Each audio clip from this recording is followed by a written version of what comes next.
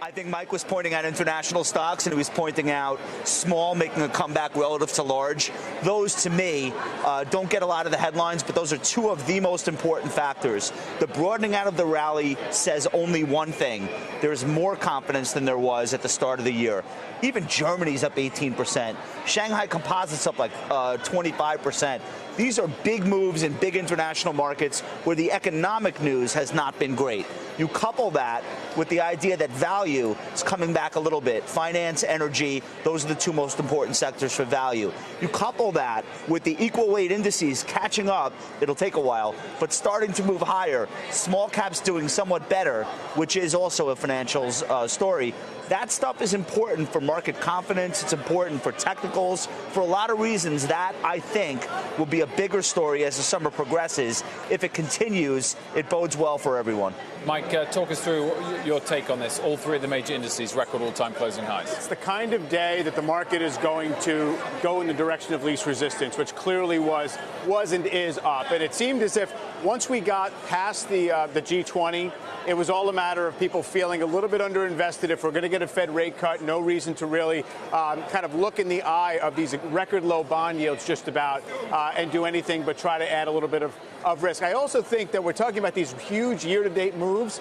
We're nowhere on a 9-month, 12-month basis, right? So I think that tells you the market is a little bit less overstretched to the upside than it would otherwise be if you said we're pushing a 20% year-to-date gain in the S&P 500. All that is the context. I think we're just going to get this up a little bit higher. We're probably going to, 3,000 in the S&P is too close not to touch and probably go beyond a little bit right here.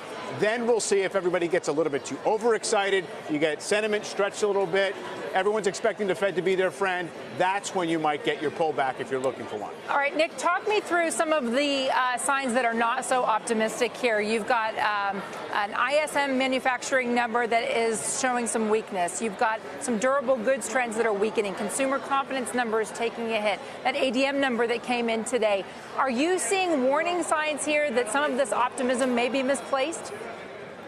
Yes, we are. But I think based on what Josh just talked about and Mike just talked about, all of this is being trumped by the fact that we have a Fed that is expected to be very, very supportive of the markets. And if we look at today's news and actually last night's news with the two new nominees to the Federal Reserve who appear to be in President Trump's camp to support, further rate hikes, like the old saying goes, don't fight the Fed. So despite the fact that we've had weak durables, weak ISM on both service and manufacturing side, combined with the weak ADP number that came out this morning, although it wasn't as weak as last month, again, I believe all those will be trumped by the fact that if the Fed goes at least a quarter of a point in July, not to mention if we have a really, really soft number coming out on Friday, there's the potential he'd go a half a point. I don't believe he will. I don't think there's a need to go 50 bips. I think 25 in July and then another 25 in September would probably do it. Jim, does this record closing highs on the stock market make it less likely that we'll get a rate cut later this month? No, if anything, it'll make it more likely. I agree with Nick. I mean, what's powering this market higher is easy money. You don't have earnings. You got negative earnings growth.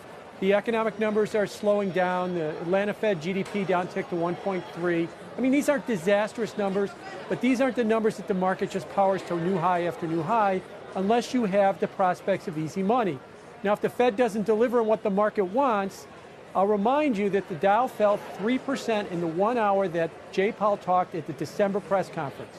You could be looking at something like that again if it doesn't give if the Fed doesn't give the market what it wants. Right now, it wants 25, and it may want 50 before we get to July 31st. And that's really what the benchmark is right now. 25's done. We're just debating whether or not it should be 50.